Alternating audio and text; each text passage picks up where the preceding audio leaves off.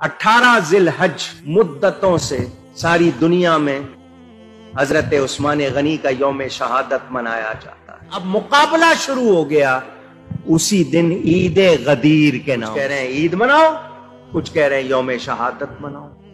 یہ social media کے بعد یہ شروع ہو گیا آہستہ آہستہ، کیونکہ کہتے ہیں 18 تاریخ کو یہ غدیر خم کا واقعہ، ایک کہہ رہے ہیں جشن مناؤ، خوشی مناؤ، دوسرے کہہ رہے ہیں یوم شہادت مناؤ۔ مسلمان الجھے ہوئے ہیں۔ مسلمانوں کو حضرت عثمان سے بھی محبت ہے، حضرت علی سے بھی محبت، حالانکہ وہ جو عید غدیر کہنے والے ہیں ان کو صحابہ سے کوئی لگاؤ، بلکہ وہ صحابہ کے خلاف باتیں کرتے ہیں، گالیاں دیتے ہیں، کھلی تمام کلپ موجود ہیں، مقدمے FIR بنی ہوئی ہیں، لیکن کارروائی نہیں ہے۔ کیا ہے؟ مولا کائنات بھی ہمارے، صحابہ بھی ہمارے، اہل بیت بھی ہمارے۔ 351 ہجری میں ایک شیعہ شخص نے اس کو عید کا نام دیا۔ غدیر خم کا واقعہ بالکل سچا ہے، مگر واقعہ کیا ہے؟ حضور صلی اللہ علیہ وسلم حج فرما کر واپس آ رہے تھے مکہ مکرمہ سے مدینہ منورہ۔ حج سے پہلے حضور نے حضرت علی کو یمن بھیجا تھا زکوٰۃ اور خمس جمع کر کے لانے کے لیے، کچھ لوگوں کے ساتھ حضرت علی کو سربراہ بنا کر بھیجا تھا۔ حضرت علی جلدی جلدی کر کے کہ میں حج میں حضور کے ساتھ شامل ہو جاؤں، حضرت علی پہنچ گئے۔ وہاں پر اس وفد میں سے ایک شخص کا نام بتایا جاتا ہے، صحابی ہے وہ حضرت بریدہ، یا کسی نے نبی پاک سے حضرت علی کے بارے میں کچھ ایسی بات کی جس کو شکایت کہہ سکتے ہیں۔ شکایت کیوں کی؟ اس کی 2-3 وجہ۔ وہ جو مال لے کر آئے حضرت علی وصول کر کے یمن والوں میں سے، وہ جو لوگ گئے تھے ساتھ، انہوں نے اس میں سے کپڑے نکال کے پہننے چاہے، صدقے کے اونٹ استعمال کرنے چاہے، حضرت علی نے منع کیا۔ یہ تم ابھی کپڑے پہن سکتے، وصول کیا حضور کی بارگاہ میں پیش کریں گے، جب تقسیم ہوں گے اس کے بعد، تم تقسیم سے پہلے نہیں پہن سکتے۔ سختی کی جس کو کچھ لوگوں نے پسند۔ ایک روایت میں یہ کہ اس میں ایک لونڈی تھی حضرت علی نے، وہ اپنے لیے لے لی، تو انہوں نے کہا کہ دیکھو جی انہوں نے اپنے لیے جو بہترین لونڈی ہے وہ لے لی ہے۔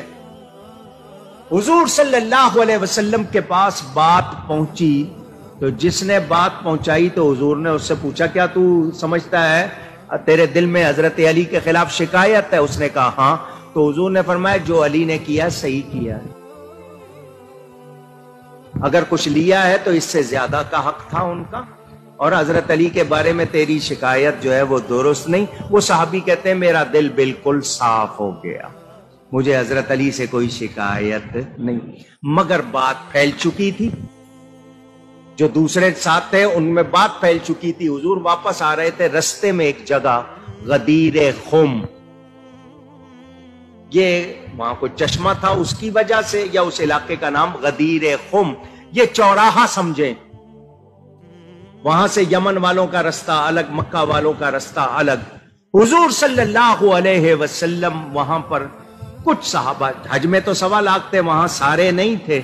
حضور نے وہاں پر دیکھا کہ لوگوں میں باتیں چل رہی ہیں، حضرت علی کا ہاتھ پکڑا نبی نے، اور ہاتھ پکڑ کے فرمایا جس کا میں مولا ہوں علی بھی اس کا مولا ہے۔ من کنت مولاہ فعلی مولا فہذا علی مولا، او کما قال۔ مولا کے معنی دوست، مولا کے معنی پیارا، مولا کے معنی مددگار۔ حضور نے فرمایا جس کا میں مولا ہوں علی بھی اس کا، کیا مطلب جو مجھے دوست رکھتا ہے علی کو بھی دوست رکھے، جو مجھے پیارا رکھتا ہے علی کو بھی پیارا رکھے، جو مجھے مددگار سمجھتا ہے علی کو بھی مددگار۔